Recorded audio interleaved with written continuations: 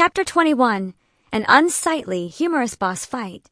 Up until he heard his foolish, idiotic son's dying screams, Bugin had finished his preparations for battle, but remained seated on his throne.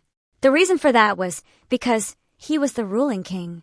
The king was not supposed to step out onto the battlefield. That was the job of his achievement-hungry sons, their subordinates, and the slaves. That was why Bugin had simply sat on his throne, reprimanded the failures that were his subordinates, and ordered his sons to join the battle. And then he became aware that his servants and slaves had perished, and his sons had been slaughtered. At that moment, Bugin's rage exceeded its limits. Baga!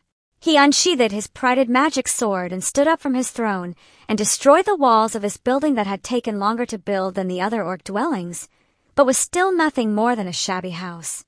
Sending splinters of wood flying, he gave yet another roar. His rage wouldn't settle down at all. How much effort had he put into increasing the numbers of the foolish orcs to this extent? No matter how stupid, foolish, and inexperienced they were, how long had it taken him to create sons? It hadn't been easy to gather slaves, women, weapons, and armor either. All of that hard work was about being nullified in a single night. He couldn't hold himself back anymore. These insolent ghouls who had attacked his village. He would slaughter all of the males, capture every single female, and have them give birth to as many orcs as had been killed tonight. As Bugin lost himself in his rage, he saw something flying towards him with incredible speed. Bugin didn't think it was more than something in the background until it was about 10 meters in front of him. And even now that he had noticed that it was there, he forgot his rage for a moment and wondered what this thing was. It looked like a human child with long, white hair, white skin, a right eye as red as blood, and a bluish-purple left eye. For a moment Bugin thought that this was a young female ghoul, but the ears that could be seen protruding through its hair were pointed. Did this creature possess elf blood mixed into its veins? The reason Bugin was confused at this child's appearance was that he felt nothing from it. No presence, no sound, no smell, no bloodthirst, no hostility, no fear. He felt nothing at all. If someone explained it to him by saying that he was having a hallucination, he would have believed it. This creature that he felt absolutely nothing from was so bizarre that he thought it might disappear if he closed his eyes and opened them again. Still floating in the air, it held its arms out as if to block his path, wrapping black mana around itself. Finally, Bugin realized that this was an enemy, the noble orc Bugin, the ghoul King Vandaliu. The scene of the two of them preparing to fight each other looked incredibly stupid.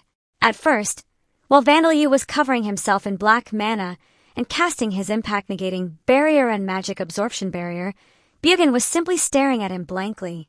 Fugo! As Vandaliu finished casting his spells, Bugin gave a short chant. A spear of earth suddenly appeared from below Vandaliu. It looked as if it was going to turn him into a skewer, but the moment its tip touched the impact-negating barrier, it turned back into fragile dirt. Combined together, the impact-negating barrier and magic absorption barrier absorbed all of the power from any attack that originated outside the barriers. Electrical energy would be absorbed from lightning, heat energy would be absorbed from flame, and, of course, mana would be absorbed from spells. Bugin's spells were quickly rendered useless. Bufu Buga! With that, he had likely discerned the effect of the barriers. Thinking that unarmed combat would be more effective than magic, Bugin raised his magic sword. Bugaga! And in the next instant, he had closed the distance between himself and Vandaliu. With a speed that was unbelievable coming from his enormous body that was 3 meters in both width and height, he swung his magic sword down. His attack looked like it could cut a rock in half as if it were paper, but it was blocked by the impact-negating barrier and didn't even land a scratch on Vandaliu. The impact-negating barrier absorbed not only the mana, but also the kinetic energy of the weapon. Kinetic energy is the energy needed to make a physical object move. To move a 10-kilogram dumbbell, 10 kilograms of energy is required. As that kinetic energy was absorbed by the impact-negating barrier, Bugin's magic sword could not reach Vandaliu, who was behind it. Translator's note: if you've ever done high school physics, you'd know that this is wrong in so many ways. In response to the strange sensation of having his weapon repelled by a soft wall, Bugin's face twisted in confusion. With Bugin's blade stopped right in front of his face, Vandaliu looked at Bugin with no expression on his face, but this is what he was thinking. It seemed that Bugin had intended to finish things with this attack, so his eyes were wide open in surprise. Vandalyu looked down at him as he poured mana into the impact-negating barrier to repair it and strengthen it even further. The cross-cut executed by Bugin was strong enough that it would cut the average knight or adventurer into 4 pieces. Cross-cut was a martial skill that actually had a lower skill level requirement to be effective than super instant response. Bugin was capable of using even more powerful martial skills than this. If he'd suddenly decided to go all out, I might have died. The impact-negating barrier protected Vandalyu's body from almost any attack, but there was a way to break through it. A single attack focused on one point, containing too much energy for the barrier to absorb. Pushing through by force, the kind of tactic that the main character of a story might use against the villain.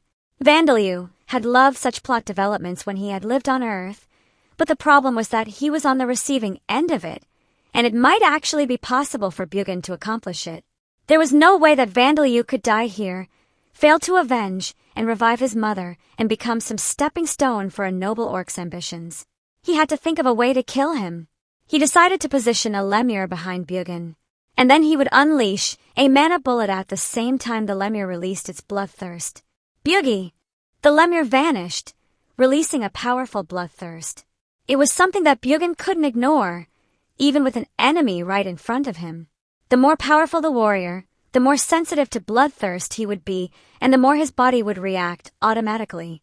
And then the plan was to simply use mana bullets to turn him into a bee's nest, but Bugin used super instant response once more to increase his reaction speed and put his huge, flexible upper body to use as he performed a sword dance. This was a martial skill in which the user attacks in any direction. Bugin attacked both behind him where the bloodthirst had come from, as well as the mana bullets coming from the front. Bugga-gagga-gagga-gagga-gagga. The magic sword that gleamed as it reflected the moonlight flashed in every direction. It even looked beautiful as it cut the black spheres of mana into pieces. And then Vandalyu felt a premonition of his own death. He quickly thickened his impact-negating barrier. Gaga! Bugin pointed his magic sword towards Vandalyu and released a piercing thrust. A few millimeters further, and Vandalyu would have touched the cold blade. The thrust was so fast that Vandalyu would never have reacted in time if it hadn't been for his danger sense. Death. Bugin was able to deal with the bloodthirst of a lemure and the mana bullets simultaneously, while also launching an attack. Bugin's strength in battle exceeded Vandalyu's expectations. Now that it's come to this, what killing methods do I have? Release pathogens into the air with the incurable disease spell. Rejected. It would take time for the disease to infect Bugin and produce symptoms. Vandalyu would run out of mana before then. Create poison with the deadly poison spell, and then administer it to Bugin? How? The simplest method would be to somehow inflict a wound, and then apply the poison onto it, but it was difficult to inflict that wound in the first place. Distract him with golems? Vandalyu decided to give it a try. Bugin clicked his tongue and pulled back his magic sword. Before he could attack again, Vandalyu used flight to fall back while whispering, "Get up." Oanun. Jishithai. Earth golems rose from behind. Wood golems rose from the debris scattered around the area, and the fallen goblin and kobold corpses rose as living dead. At the same time, Vandalyu turned the ground beneath Bugin's feet into earth golems to destroy his footing, and even released a lemure's bloodthirst and unleashed mana bullets simultaneously. Bugga! Bugin chased after Vandalyu. He cut the golems and mana bullets down with his sword dance while using kicking strike to crush the golems under his feet. Bugin released a kicking strike with each step he took. Was he not afraid that the ground he was standing on would collapse? The ground shook with a loud thud each time his feet contacted the ground. Just as Vandalyu wondered whether this would become a contest of who would run out of stamina and mana first, he heard the voices of his allies. Fire! Bakken! Suddenly, arrows and spears, poison breath, spirit form feathers, arrows of fire and stone, and attacks of ice and wind all rained down on Bugin. It seemed that Zadiris and the rest had arrived. Gah! Bugin repelled these attacks with his extravagant armor, tough muscles, and his magic sword. His magic sword even scattered the magic and poison breath attacks. He wasn't unharmed, but he had only taken damage on the level of superficial scratches. Not good. This situation is not good. Everyone had arrived at the scene, and they still had no way of dealing the decisive blow. Bugin was fixated on killing Vandalyu for some reason, but would he give chase if Vandalyu were to run? No. In the worst-case scenario, Bugin would simply target everyone else instead. Those targeted by him would have no way to survive. I can't let everyone be killed. Vandalyu might be able to have them stay in this world as spirits like Darshia. Sam and the other undead might be fine as long as their souls were intact, and he'd just repair the bodies that contained them. But what if that magic sword had the ability to cut through spirit forms? No way, definitely not. He couldn't allow that to happen. He couldn't let any of that happen. He had to kill this guy before that. But how would he kill Bugin? How could he get past this ridiculous defense to inflict a fatal wound? Vandalyu thought so hard that steam might start rising from his head, and then he came to a sudden realization. He thought of something that Bugin could neither evade nor block. It was simple. It was nothing special. He just needed to take a fatal wound himself. Vandalyu deliberately made his impact-negating barrier thinner, and then Bugin's magic sword pierced through it and landed a diagonal slash on Vandalyu's torso. Though Vandalyu wasn't aware of this, Bugin seemed to be on the offense, but he wasn't in a comfortable position. In fact, from Bugin's point of view, he was the one being driven into a corner. The unknown foe before his eyes gave off no presence whatsoever and unleashed lethal attacks, one after another with no signs of bloodthirst.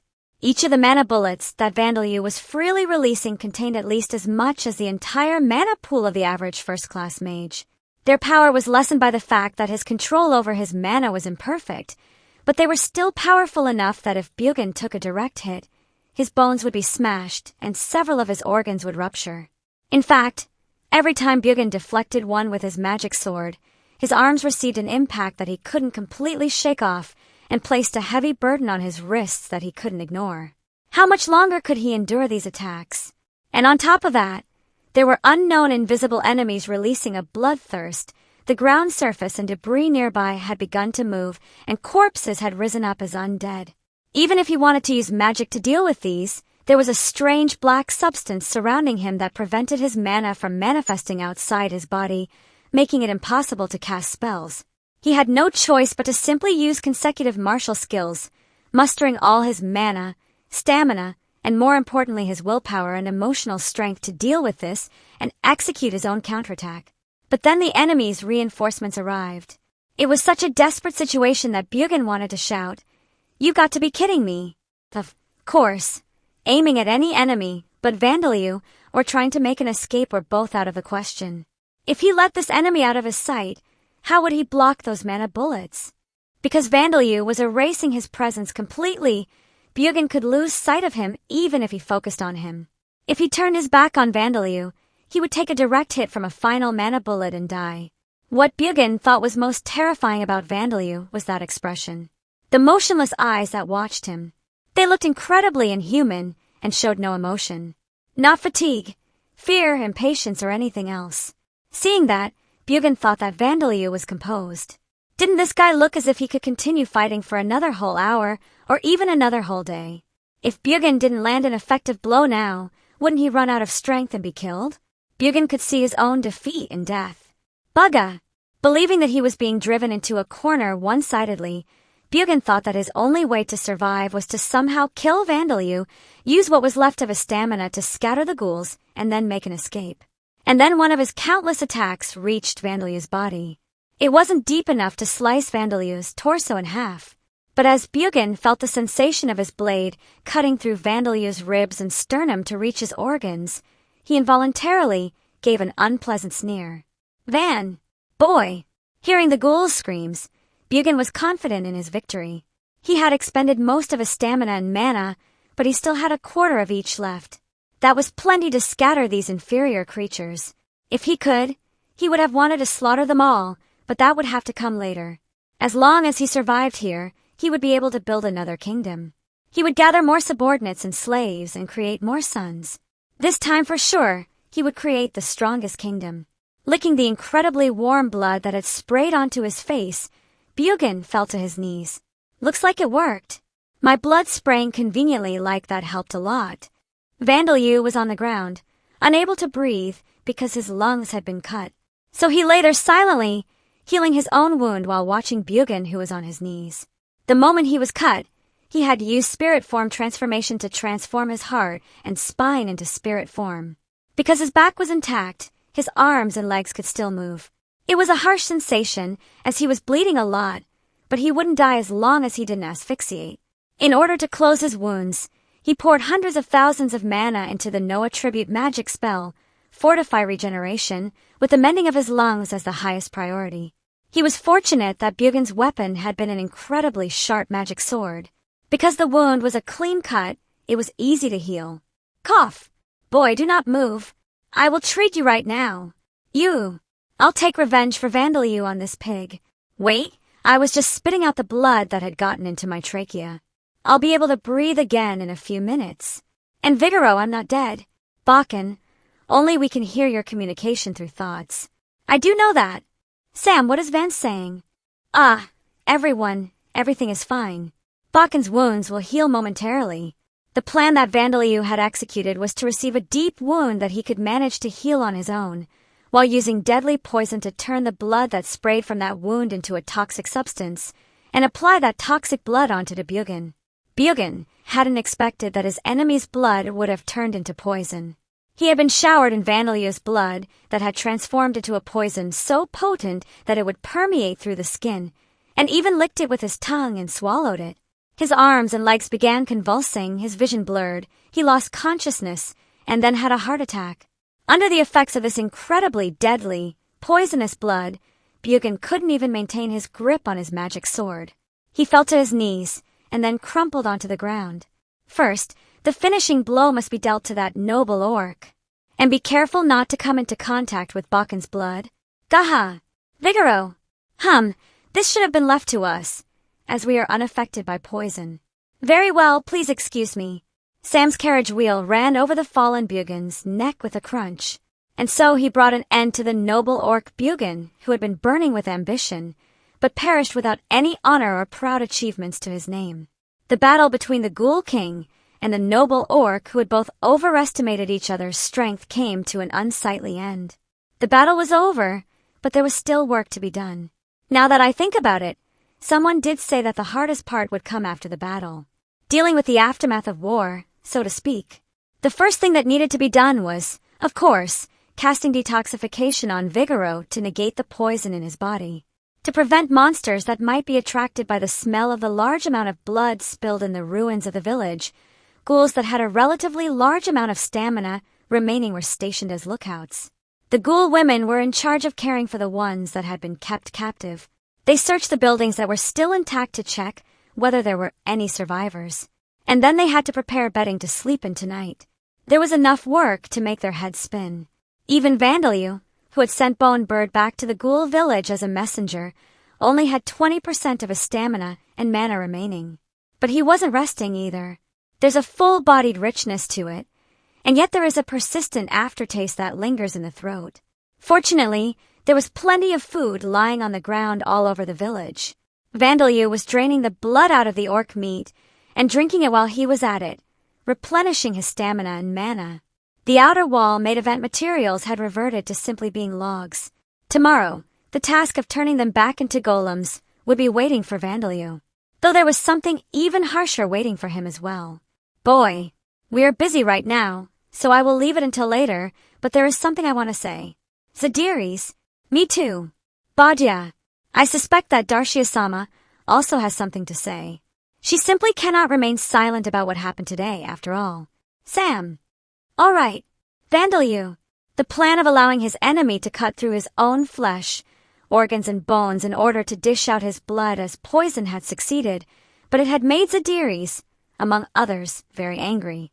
To be honest, it's scary when people get angry at me, so I don't like it, but Vigoro hadn't been angered after finding out about Vandaliu's plan. Instead, he had complimented Vandaliu by saying Vandaliu is brave.